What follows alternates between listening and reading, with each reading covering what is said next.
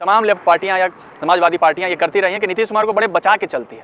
खत्म हो गया वो समय। नीतीश कुमार को आपको फोर फ्रंट पे लाके सवाल करना पड़ेगा। सामाजिक न्याय का लड़ाई लेकर चले थे और उसकी थाली में जाकर बैठ गए जिनका इतिहास है इसको तोड़ने और बर्बाद कर देने का।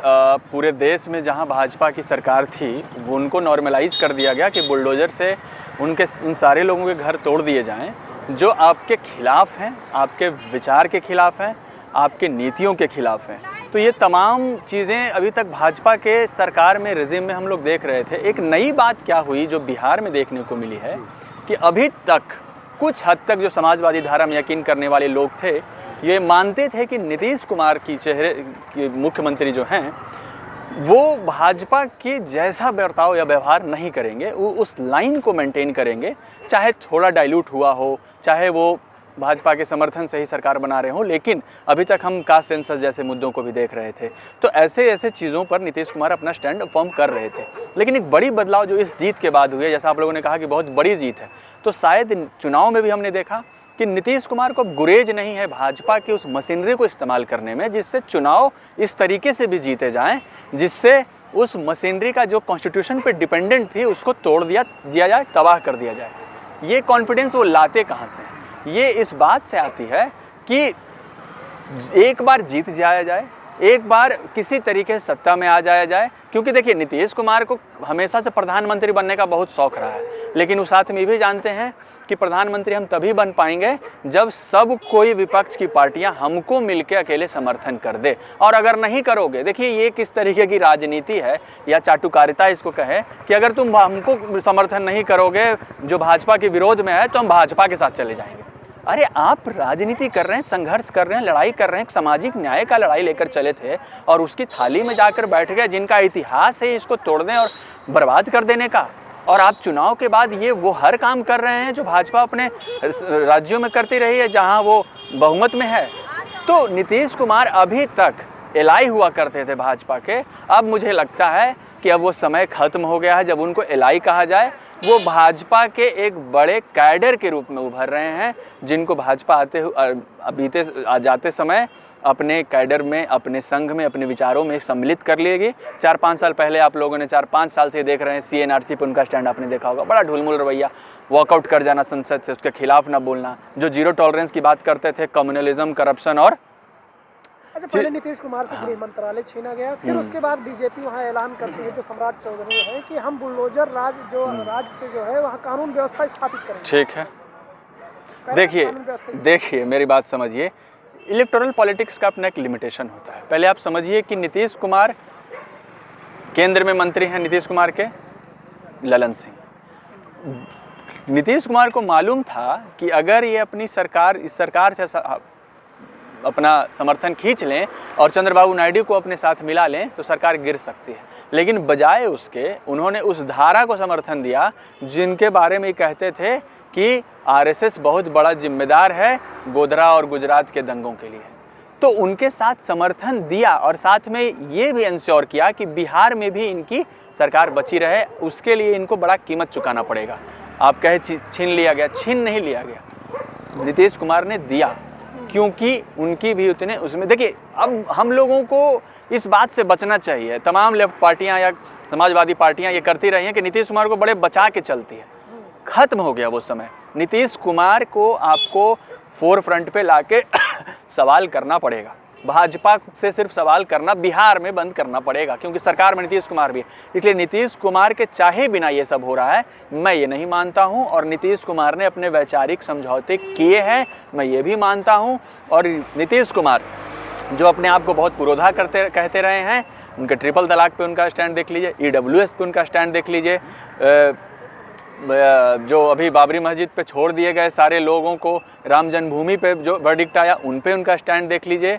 तो और उनके मंत्रियों का बयान देख लीजिए, कहते क्या है कि चूंकि मेरे पास बहुमत नहीं है तो हम कुछ कर नहीं सकते हैं सिवाय वॉकआउट के। विरोध का कोई मतलब नहीं है क्योंकि उनके पास इतना नंबर है कि वो पास करवा ले जाएंगे। तो आप इस समय जो है SIR को लेकर बड़ा विरोध प्रदर्शन हो रहा है, बड़ा विरोध कर रही है विपक्ष। उसके बाद तमाम BLO की मौत भी है, मौतों का मामला आ रहा है, लेकिन चुनाव आयोग चुप है। देखिए चुनाव आयोग चुप है, ये सवाल बेईमानी है। चुनाव आयोग चुप ही रहेगा।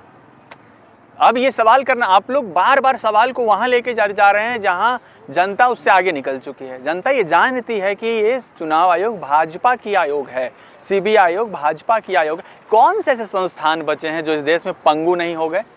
तो कोई संवैधानिक संस्थान की अब बात ही छोड़ दीजिए कि वो जिम्मेदारी नहीं ले रहा है। क्यों लेगा जिम्मेदारी? इससे आगे अब बात कीजिए कि वो जिम्मेदारी लेने के लिए तैयार कैसे हो या उसके लिए संघर्ष कैसे किया जाए। हमारे हिस्से बस यही है, क्योंकि आप बार बार कह रहे हैं कि बहुमत कि जनता समझ गई है। 272 हस्तियां सामने आती हैं और कहती है विपक्ष बदनाम कर रहा है चुनाव आयोग को, संवैधानिक संस्था को।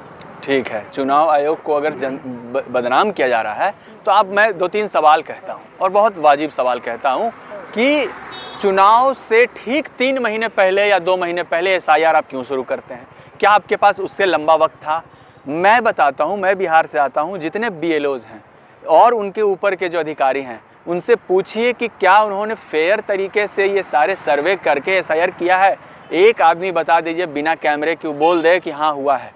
मेरे अपने कितने साथी हैं जो अधिकारी हैं अभी, और उन्होंने ये कहा है कि हमने बहुत इसमें घालमेल किया क्योंकि हमारा समय नहीं था, हम पे प्रेशर बन रहा है, ऊपर से ऑफिसर्स का प्रेशर आ रहा है कि हमको इस डेट तक देना है, चुनाव के 2 महीने पहले। जो काम 1 साल का है, जो काम जिसमें 1.5 साल लग सकते हैं, उसको आपने 2 साल में इतने हड़बड़ाहट में क्यों किया?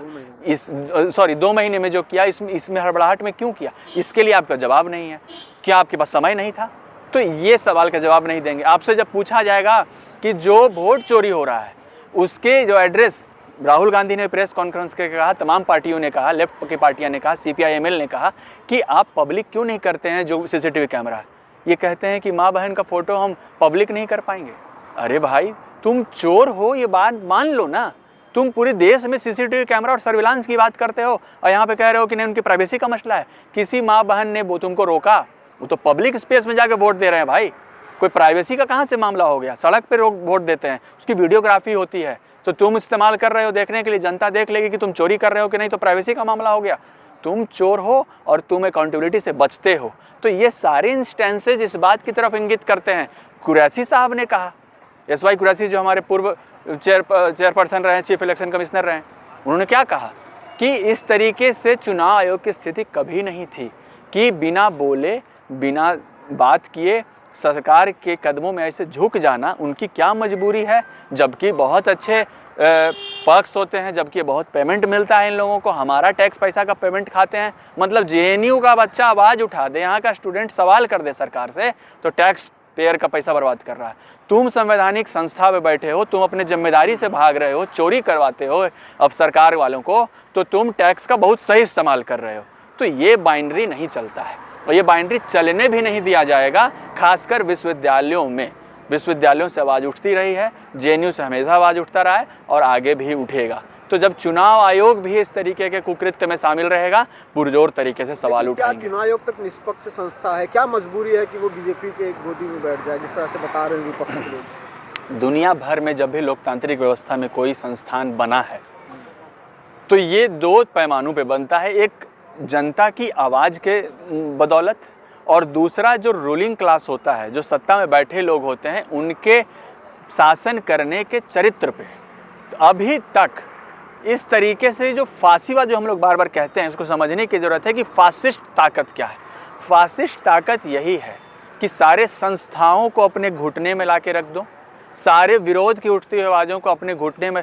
आप अगर पैसे से मान गए तो ठीक है, ताकत से मान गए, डरा धमका के मान गए तो ठीक है, नहीं तो आपकी नौकरी, आपके करियर को खा जाएंगे। वो तमाम हथकंडे अपनाएंगे। एक बात और मैं बता दूं, जब फासीबाद कहता हूं तो ये जनता के मनोभाव का भी इस्तेमाल करते हैं। आप बार बार कह रहे हैं बहुमत, बिल्कुल सही बात है, ये उस बहुमत का रिफ्लेक्शन आपको कहेंगे कि देखो मेरे जनता मेरे समर्थन में है, तो अब चुनाव आयोग भी प्रेशर में रहेगा कि अब चुनाव आयोग को कुछ बोले तो जनता, इनके पास तो जनता है। तो मैं बार बार कह रहा हूँ कि फांसीवाद उनकी अपनी मशीनरी के बदौलत होता है, उसके साथ साथ जनता के मनोभाव, उन इमोशनल मुद्दे पे उनको लुभा पाने की उनकी क्षमता बढ़ जाती है, जो पहले छुपा ली जाती थी या जो पहले पीछे रहती थी। एक बात किसी ने बड़ी अच्छी कही कि पहले जो बात बंद कमरों में कही जाती थी किसी समुदाय के लिए, डेरोगेटरी सेंटेंस, आजकल मुसलमानों के बारे में बड़े डेरोगेटरी बात कही जाती है, जो पहले बंद कमरों में लोग डर के कहते थे, जिनकी समझ अच्छी नहीं थी, जिसको मैं कहता हूँ, वो अब पब्लिकली कहते हैं चाय पे बैठते हुए कि अरे ये सब तो ऐसा ही होता है, अरे ये समुदाय तो वैसा होता है। ये हिम्मत देने के लिए कौन आया? ये हिम्मत वो उससे मिलती है जब सत्ता में बैठे शीर्ष नेतृत्व ये कह दे जो आप बंद कमरे में कह रहे थे तो उनको ताकत मिल जाती है कि अरे मेरा नेता तो स्टेज पर से कह रहा है और हम लोग बेकार का बंद कमरे में कह रहे थे, चलो मास में कहो।